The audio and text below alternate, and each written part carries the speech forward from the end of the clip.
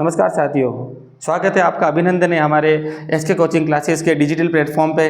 मैं विजेंद्र सिंह आज आपके लिए लाया हूँ राजस्थान के भूगोल से संदर्भित स्थिति और विस्तार के प्रश्न जो आपके बीएचटीसी और पीटीटी एग्जाम और उसके अलावा भी अदर जो पशु परिचर के एग्जाम उनमें बहुत ही उपयोगी रहने वाले हैं। और बिना समय गंवाए आपको तेज गति से है जो आपको इसको प्रश्नों को हल कराने के हम प्रयास करते हैं। और देखते हैं इसी के साथ आज का पहला प्रश्न और कुछ बेसिक्स की जानकारी दे रखी है हमने स्टार्ट में। तो राजस्थान के जो भौगोलिक परिचय दे रखा है कि राजस्थान का संपूर्ण क्षेत्रफल लगभग 3,42,200 वर्ग किलोमीटर है। और राजस्थान में भारत के कुल क्षेत्रफल का जो ये 3,42,239 वर्ग किलोमीटर है, जो राजस्थान के कुल क्षेत्रफल का 1/10 भाग यानी लगभग 10.41 जो प्रतिशत हिस्सा ये अपने साथ रखता है। और जो उत्तर से दक्षिण की लंबाई है राजस्थान की 826 किलोमीटर और पूर्व से पश्चिम है जो 869 किलोमीटर इसकी लंबाई चौड़ाई की बात की गई। और आकृति की बात करें तो पतंगाकार विषम कोणीय समचतुर्भुज और या फिर है जो इसे लॉन्जेज कटवर्ग के नाम से भी जाना जाता है। और देखते हैं अगला प्रश्न इसी के साथ।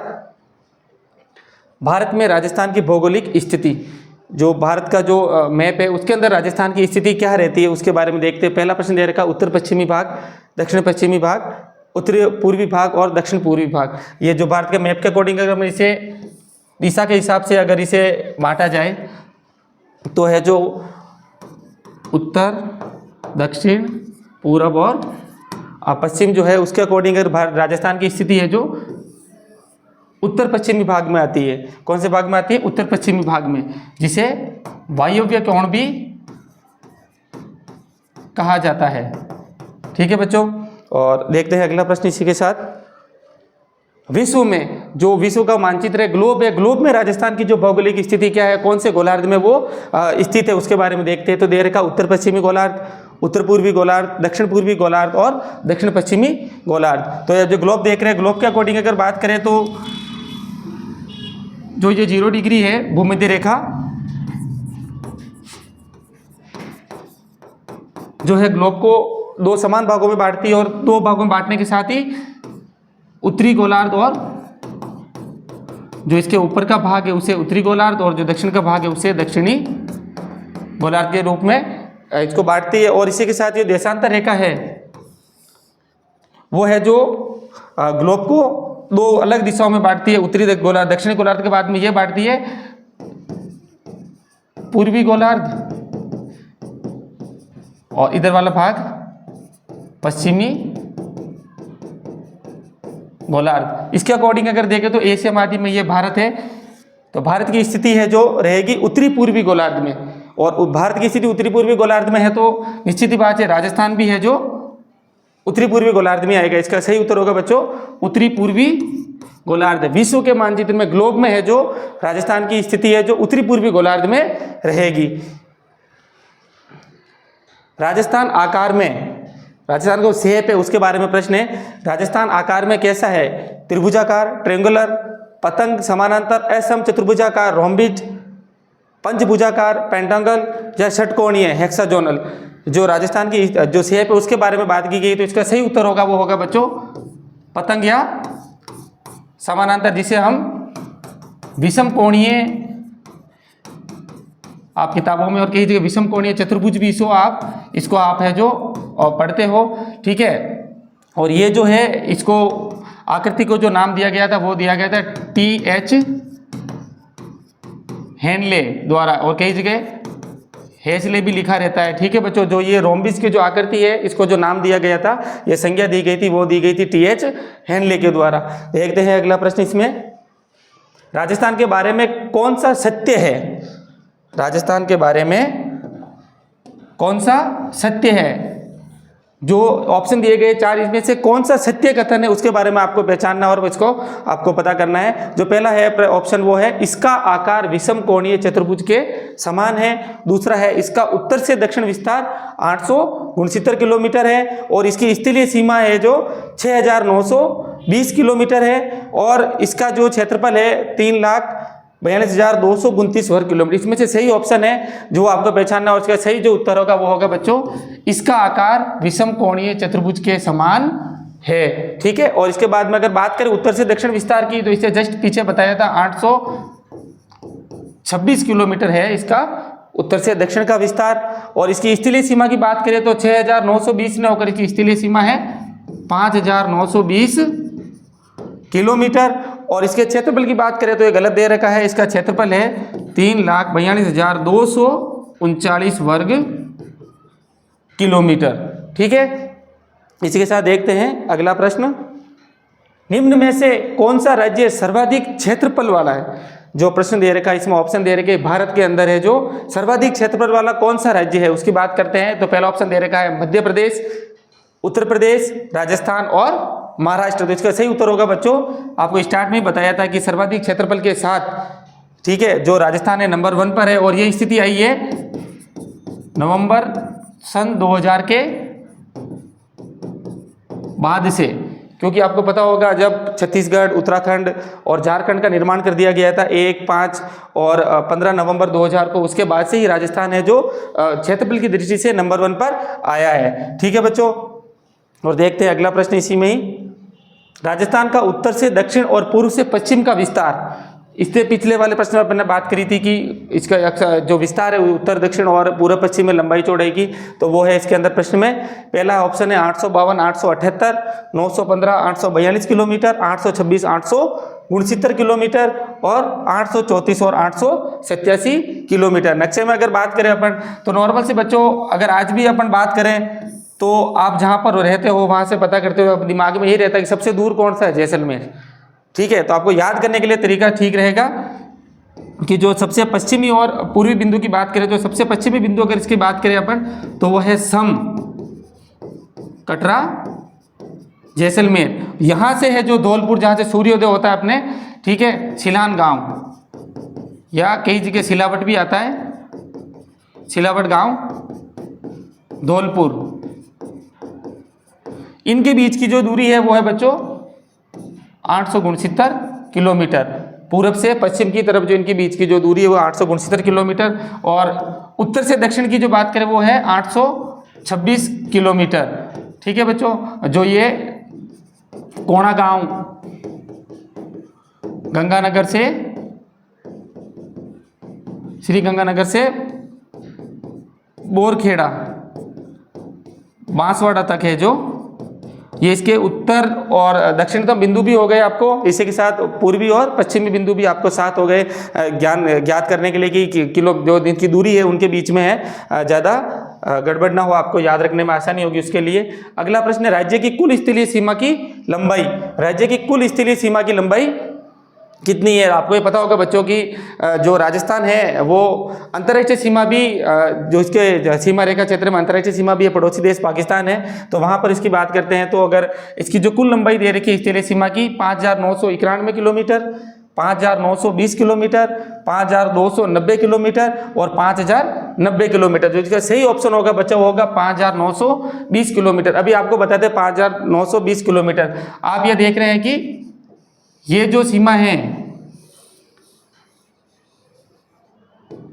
ये जो सीमा है ये यहाँ तक ये कहलाता है इसका अंतर्राष्ट्रीय बॉर्डर, जो पाकिस्तान के साथ साझा की जाती है अंतर्राष्ट्रीय सीमा, जिसे रेड क्लिफ के नाम से भी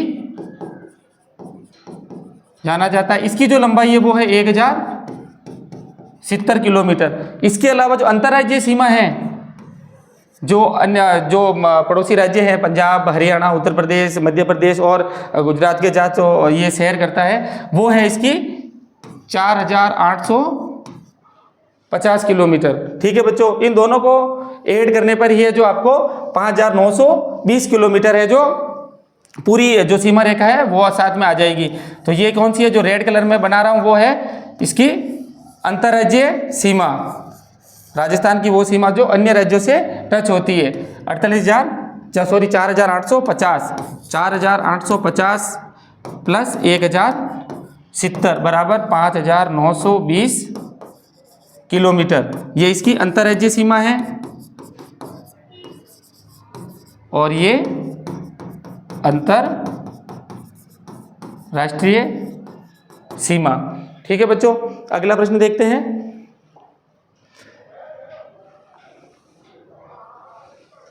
राजस्थान के कितने जिले पाकिस्तान की सीमा के सहारे स्थित है? अब ये जस्ट जो अभी राजस्थान में नए जिलों का गठन हुआ उसके बाद में ये प्रश्न काफ़ी है जो बच्चों को समझ में नहीं आ रहा उसके बारे में है ये, और नए जिलों के आधार पे आपको बताया जाएगा राजस्थान में कितने जिले सीमा पाकिस्तान की सीमा के सहारे स्थित है। ठीक है, तो इसके अंदर अगर ऑप्शन में दे रखा है 4, 6, 7 और 5, पहला ऑप्शन 4, 6, 7 और 5, जो इसका सही उत्तर होगा वो होगा बच्चों 6 जिले जो पाकिस्तान की अंतर्राष्ट्रीय सीमा पर स्थित है वर्तमान में। ठीक है, इसमें बात करें जो सबसे 1 नंबर पर है वो है गंगानगर, फिर है 2 नंबर पर अनूपगढ़, फिर है जो बच्चों आता है यहाँ पर बीकानेर, 3 नंबर पे बीकानेर, और जो फलोदी है, फलोदी जिला है जिसकी नौक तहसील है वो है जो अंतर्राष्ट्रीय सीमा को टच करती है। ठीक है बच्चों,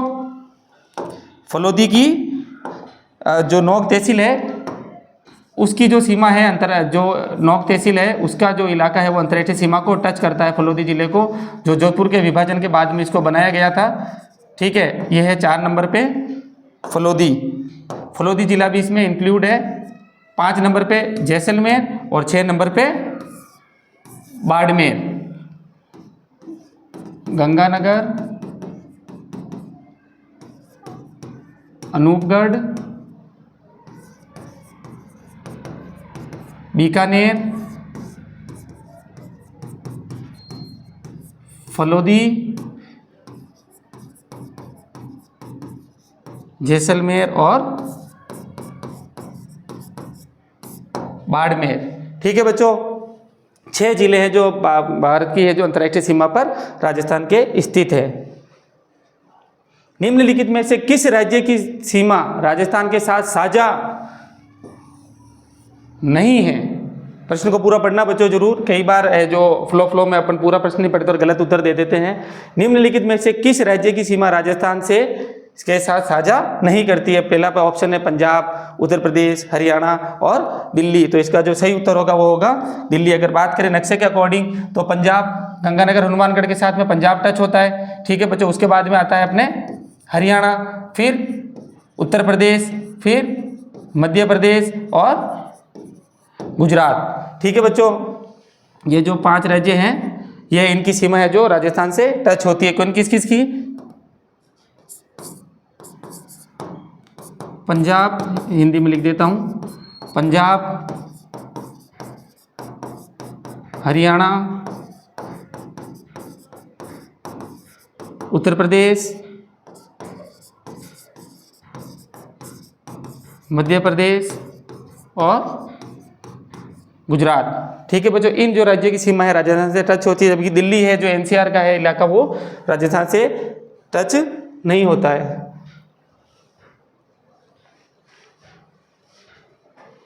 अगला प्रश्न है, कर्क रेखा राजस्थान के किन जिलों से होकर गुजरती है? कर्क रेखा राजस्थान के किन जिलों से होकर गुजरती है? पहला ऑप्शन है बारां और झालावाड़, बाड़मेर, चूरू, बांसवाड़ा, डूंगरपुर, बूंदी है भीलवाड़ा, तो इसका सही ऑप्शन जो होगा बच्चों बांसवाड़ा, डूंगरपुर होगा। अगर कर्क रेखा की बात करें, कर्क रेखा के बारे में थोड़ी सी जानकारी दे देते हैं आपको। 0 डिग्री भूमध्य रेखा, ठीक है, और इसके ऊपर की उत्तरी गोलार्ध में जो 23.5 डिग्री उत्तरी अक्षांश, इसे ही है जो कर्क रेखा कहा जाता है। ठीक है बच्चों, तो 23.5 डिग्री उत्तरी अक्षांश उसे कर्क रेखा कहते हैं। और आपको थोड़ी सी जानकारी और दे दें, जो 23.5 डिग्री दक्षिणी अक्षांश है उसे कहा जाता है मकर रेखा। अगर कर्क रेखा की बात करें तो राजस्थान के संदर्भ में बात करें तो राजस्थान में डूंगरपुर और बांसवाड़ा आप देख रहे हैं, ये जो डूंगरपुर है और बांसवाड़ा, इन 2 जिलों में से होकर के राजस्थान में से कर्क रेखा गुजरती है। और इसमें भी है जो डूंगरपुर का दक्षिणतम, डूंगरपुर के दक्षिणी भाग व बांसवाड़ा के मध्य से होकर ये गुजरती है। ठीक है बच्चों, और भारत की बात करें अगर भारत के संदर्भ में तो भारत में है जो कर्क रेखा भारत में कर्क रेखा 8 राज्यों से गुजरती है। ठीक है बच्चों, और कर्क रेखा की बात ही करें भारत राजस्थान के संदर्भ में, तो राजस्थान में जो कर्क रेखा की लंबाई है, राजस्थान में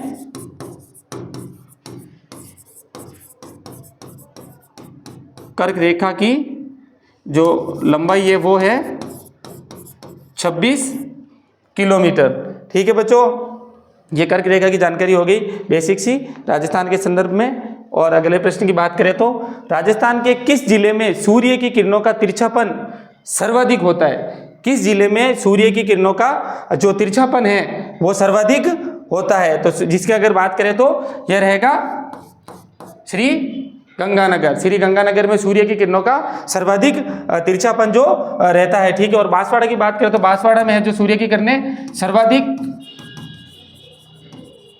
सीधी, जिसे आप लंबवत भी आता है कई बार प्रश्न, लंबवत जो है बांसवाड़ा पर है जो सूर्य की किरणें लंबवत रहती है। ठीक है बच्चों, और इसी में अगर बात करें जैसलमेर की तो ये सबसे जो पश्चिमी राज्य है, ठीक है, सॉरी पश्चिमी जिला है और सर्वाधिक अंतर्राष्ट्रीय सीमा वाला जिला है। ठीक है, और धौलपुर की बात करें तो ये राजस्थान का जो है प्रवेश द्वार भी, पूर्वी प्रवेश द्वार भी इसे कहा जाता है। 21 जून को सूर्य राजस्थान के किस जिले में लंबवत चमकता है? जस्ट अभी पिछले वाले प्रश्न में बात करी थी, श्री गंगानगर, वहां पर है जो सूर्य की किरणें सर्वाधिक तिरछी रहती है। अजमेर राजस्थान का हरदे भी जिसे कहा जाता है। और बांसवाड़ा, बांसवाड़ा का सही ऑप्शन रहेगा बच्चों, बांसवाड़ा में है जो 21 जून को सूर्य की जो किरणें हैं वो सर्वाधिक लंबवत है जो बांसवाड़ा में पड़ती है। ठीक है बच्चों, सूर्य किरणें